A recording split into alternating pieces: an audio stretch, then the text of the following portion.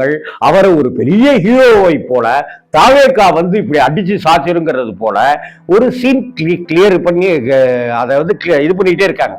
சீனை திணிச்சுக்கிட்டே இருக்காங்க. கருத்து திரிப்புன்னு சொல்றோம்ல, அதை செய்து கொண்டே இருக்கிறார்கள். உண்மையான நிலவரம் என்ன அப்படின்னு சொன்னாக்கா, தாவேகா இதுவரை தன்னுடைய இன்ஃப்ராஸ்ட்ரக்சரை உள்கட்டமைப்பை கூட இதுவரை சரிவர அமைக்கவில்லை அப்படிங்கிறது தான் எங்களுக்கு வந்திருக்கிற ரிப்போர்ட். அதன்படி பார்த்தால் 40 சீட்டு தேமுதிகவுக்கு தாவேகா கொடுத்தாலும் கூட அது எந்த பிரயோஜனத்தையும் தராதுங்கிறது தான் உறுதி. ஒரு சீட்டில் கூட தேமுதிக அங்க போய் ஜெயிக்கிறதுக்கு உண்டான கட்டமைப்பு இல்லாத ஒரு நிலைக்கு தள்ளப்படுவாங்க. சரி, அதிமுகவில் ஆல்ரெடி எம்பி சீட்டு தரோம்னு சொல்லி எடப்பாடி அண்ணன் தேமுதிகவை ஏமாத்திட்டாரு.